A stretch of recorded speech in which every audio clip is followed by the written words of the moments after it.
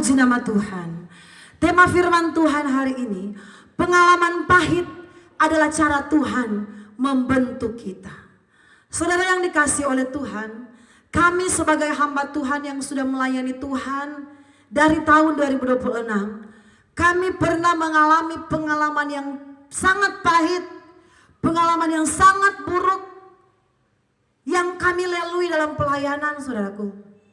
2014 kami mengalami itu. Tuhan izinkan, Tuhan luaskan itu semua untuk mendatangkan kebaikan bagi kami.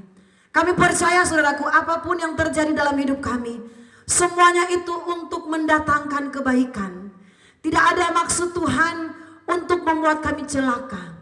Tidak ada satupun maksud Tuhan untuk membuat kami jatuh. Tetapi justru lewat pengalaman buruk, pengalaman pahit saudaraku yang kami alami, itu membawa kami saudaraku melihat kebesaran Tuhan di atas hidup kami. Saudaraku, mari kita akan melihat di dalam kitab 2 Korintus 11 ayatnya yang ke-23. Paulus tidak mementingkan diri. Apakah mereka pelayan Kristus? Aku berkata seperti orang gila. Aku lebih lagi, aku lebih banyak berjerih lelah, lebih sering di dalam penjara, didera di luar batas, kerap kali dalam bahaya maut. Saudara yang diberkati oleh Tuhan, awal firman Tuhan tadi saya sampaikan, 2014 Tuhan izinkan kami melewati pengalaman yang pahit. Saudaraku, di 2014 terjadi gejolak yang besar di tengah-tengah pelayanan kami. Terjadi saudaraku gejolak yang sangat menyakitkan hati kami, sangat menyedihkan hati kami saudaraku.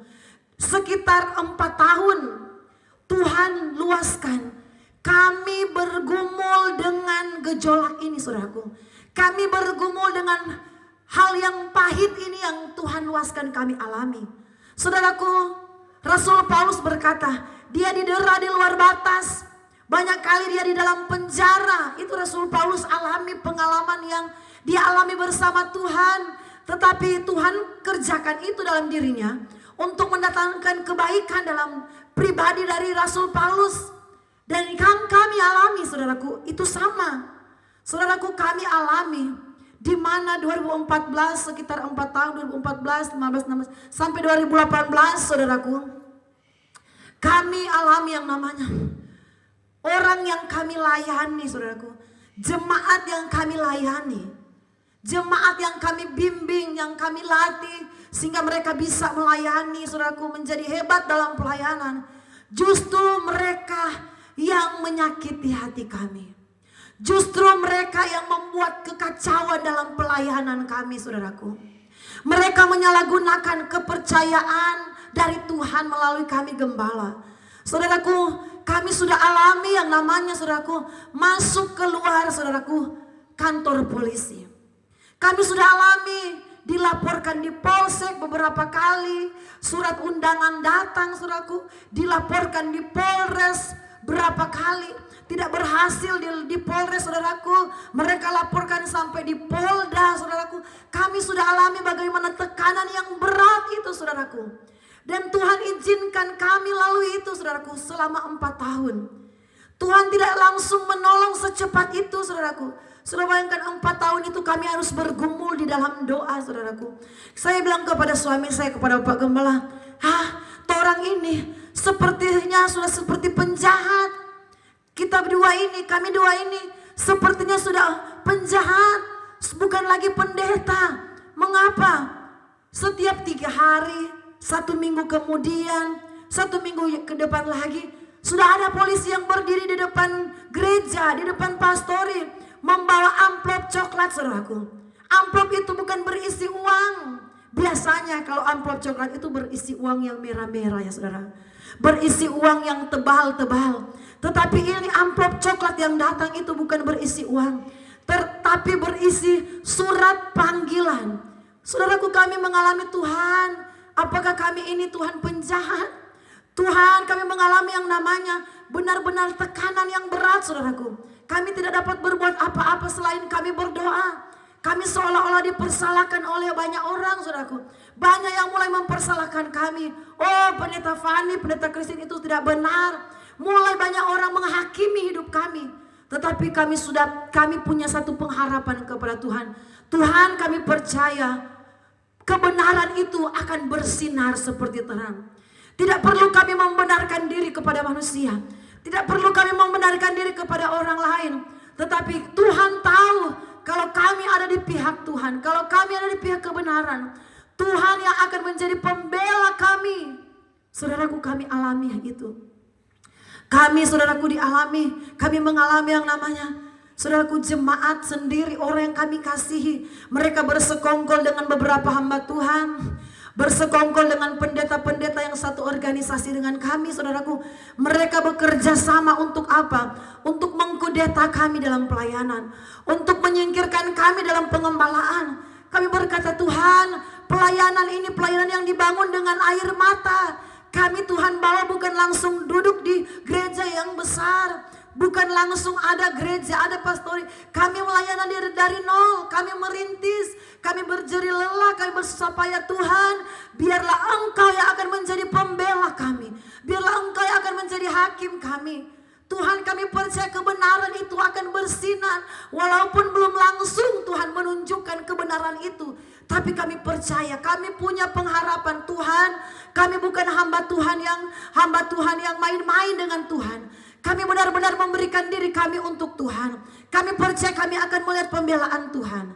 Saudaraku, Tuhan izinkan pengalaman pahit itu kami rasakan. Kami merasakan yang namanya benar-benar tekanan, saudaraku. Setiap hari yang kami lakukan, kami berdoa, kami menangis di hadapan Tuhan. Setiap hari yang kami lakukan, kami berseru, kami puasa, kami berserah kepada Tuhan. Tuhan, tolong kami. Tuhan, nyatakan kuasa-Mu. Saudaraku, tidak secepat itu Tuhan langsung jawab, saudaraku. Tidak secepat itu langsung masalah kami selesai. Tidak secepat itu pergumulan kami langsung hilang. Saudaraku, kami harus menunggu 4 tahun. Gejolak itu terus terjadi, saudaraku. 4 tahun ini gejolak itu terjadi. Dan di situ kami merasa, Tuhan, memang hamba Tuhan kami benar-benar diuji, saudaraku. Status hamba Tuhan kami benar-benar diuji oleh Tuhan. Benar tidak kami ini hamba Tuhan yang benar sungguh-sungguh dengan Tuhan, atau hamba Tuhan yang kabur-kabur?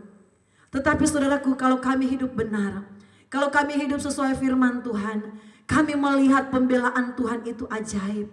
Kami melihat pertolongan Tuhan itu ajaib. Walaupun saudaraku kami harus melewati air mata. Kami harus melewati yang namanya, saudaraku, tidak ada ketenangan. Kami melewati yang namanya begitu ditekan hidup kami, saudaraku. Seolah-olah ini kami bukan lagi hamba Tuhan. Seolah-olah ini kami adalah pelaku kejahatan, saudaraku. Tetapi kami melihat satu persatu orang yang berbuat jahat kepada biji matanya Allah, Tuhan bertindak, saudaraku. Amin. Kami tidak pernah minta Tuhan balas mereka, Tuhan balas perbuatan mereka, tidak sama sekali, saudaraku. Kami cuma berdoa, menyerahkan segala hidup kami kepada Tuhan. Kami cuma berserah, saudaraku, meletakkan segala beban kami kepada Tuhan. Satu persatu orang yang menyakiti kami, orang yang melapor kami di polisi, orang yang buat kami jadi saudaraku, memperkarakan kami, saudaraku. Satu persatu Tuhan nyatakan, saudaraku. Karena kami punya pengharapan, kebenaran itu pasti akan bersinar seperti terang. Kami tahu kami ada di pihak kebenaran. Tuhan yang menjadi pembela kami. Saudaraku, apa yang terjadi? 4 tahun kemudian, ada seorang hamba Tuhan yang bersekongkol untuk mengeluarkan kami dari gereja, dari tempat pelayanan yang kami layani dengan susah payah. Saudaraku, apa yang terjadi? Hamba Tuhan itu, dia dipanggil Tuhan. Dia mati, saudaraku. Padahal dia adalah seorang gembala, saudaraku. Tetapi karena dia sudah menyakiti hamba Tuhan yang sungguh-sungguh, dia menyakiti kami yang tidak berbuat salah sama dia. Padahal gembala ini, pendeta ini, kami tolong, kami berikan kesempatan untuk melayani, kami percayakan tanggung jawab yang besar di organisasi, saudaraku. Tetapi dia berbalik berbuat kejahatan. Tetapi Tuhan tidak tinggal diam.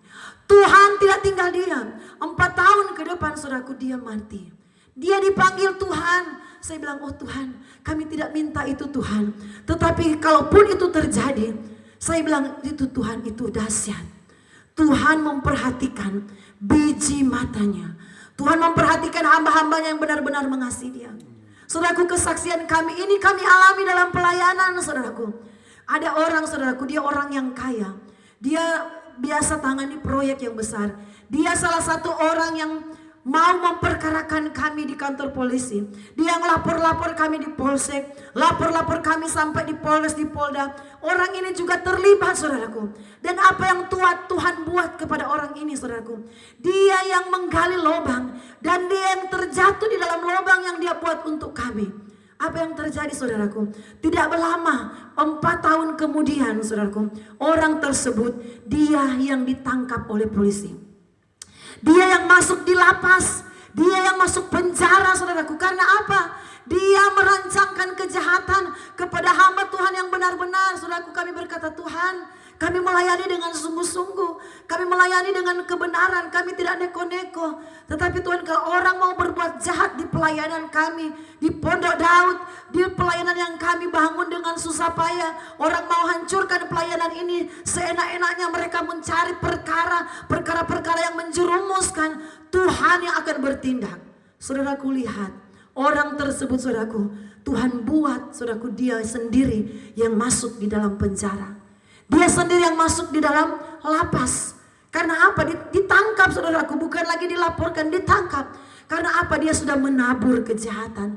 Menabur kejahatan kepada hamba Tuhan. Hati-hati jemaat yang dilayani, hamba-hamba Tuhan. Jangan kita berbuat jahat kepada sesama hamba-hamba Tuhan. Apatah lagi itu hamba Tuhan gembala yang sudah menolong engkau, yang sudah mendidikmu, yang sudah memberikan kesempatan kamu untuk melayani. Jangan ketika kamu sudah merasa kuat, mampu, hebat, sudah bisa khotbah, sudah bisa melayani, kamu anggap enteng gembalamu. Hati-hati, saudaraku, kami sudah alami. Jemaat yang berbuat salah kepada kami, Tuhan tegur.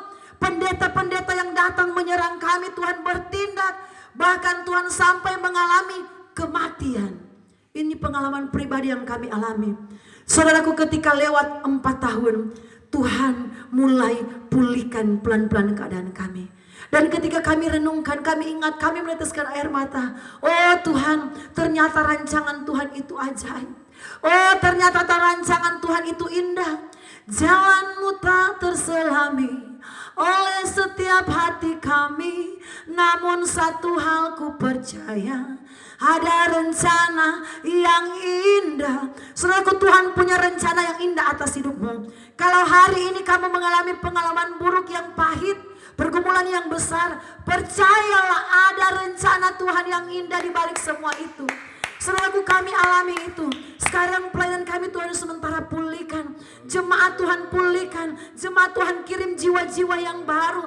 Gereja cabang kami bertambah-tambah, saudaraku. Walaupun kami belum gereja yang besar, tetapi kami punya semangat untuk merintis gereja baru.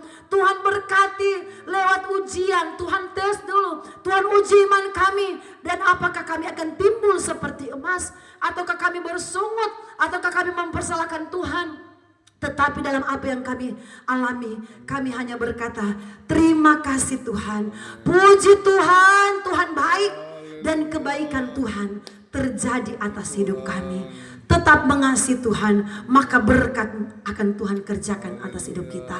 Haleluya, Tuhan Yesus berkati.